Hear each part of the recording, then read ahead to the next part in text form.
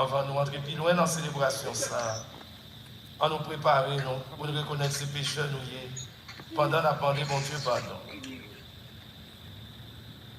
Je confesse à Dieu Tout-Puissant, je reconnais devant mes frères et sœurs que j'ai péché en pensée, en parole, par action et par omission. Oui, j'ai vraiment péché. C'est pourquoi je supplie la Vierge Marie, les anges et tous les saints, et vous aussi, mes frères et sœurs, de prier pour moi, le Seigneur, notre Dieu. Que Dieu Tout-Puissant nous fasse miséricorde, qu'il nous pardonne nos péchés et nous conduise à la vie éternelle.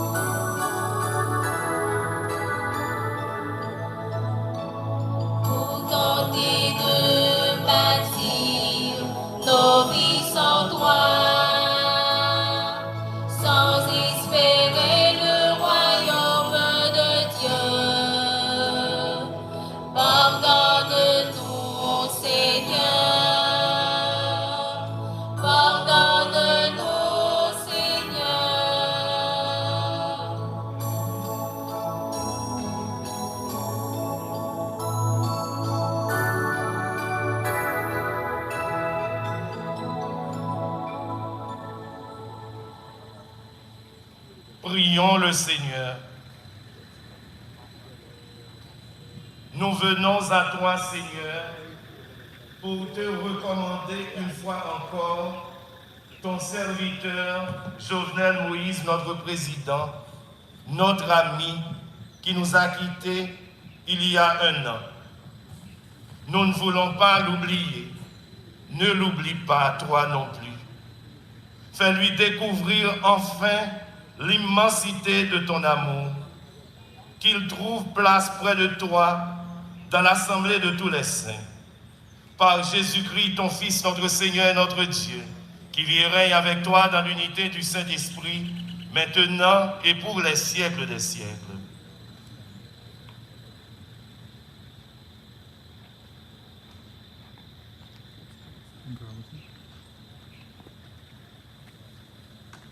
Dans la lecture que nous allons écouter, l'apôtre Paul, dans sa lettre aux Romains, veut nous montrer l'amour infini, tendre et miséricordieux de Dieu malgré les épreuves que nous sommes en train d'endurer dans notre vie.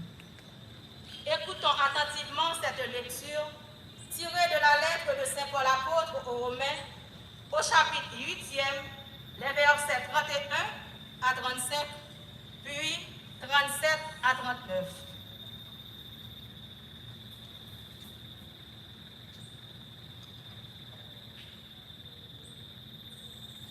Que dire de plus? Si Dieu est pour nous, qui sera contre nous?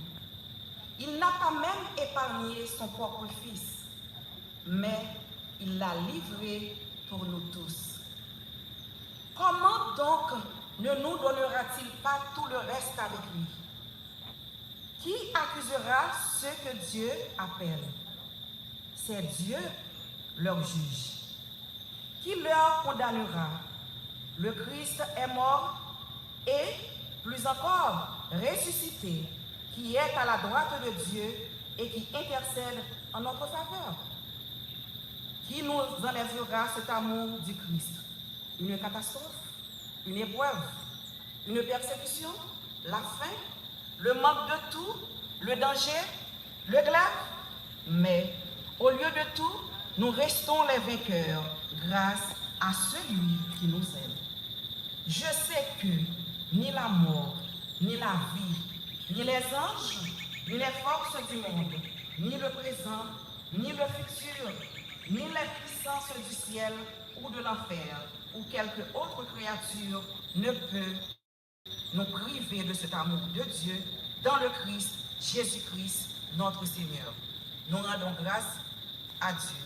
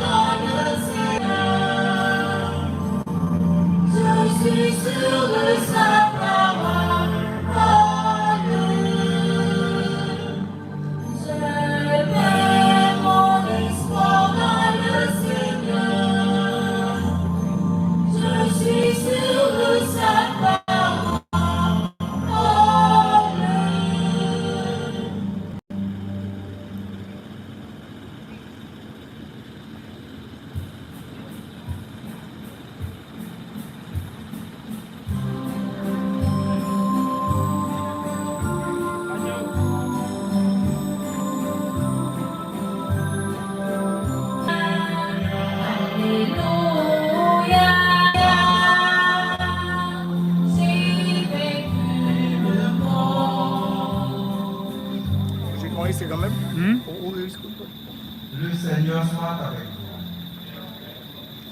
Proclamation de la bonne nouvelle de Jésus-Christ selon Saint Jean.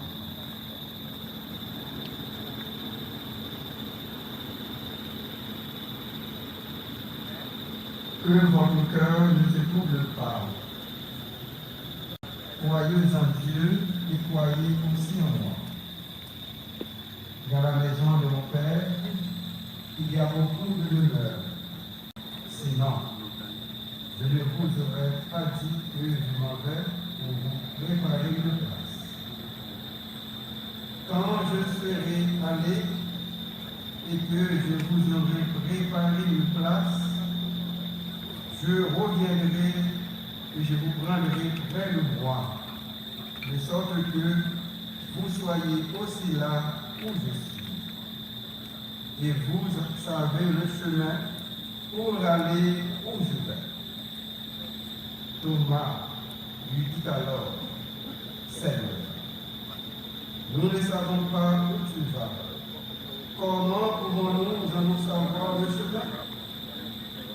Jésus lui dit, je suis le chemin, la vérité et la vie. Personne ne vient. Si quelqu'un m'aime, il gardera ma parole et mon Père l'aimera. Alors, nous viendrons à lui et nous nous ferons chez lui une demeure. Acclamons la parole de Dieu. Alleluia.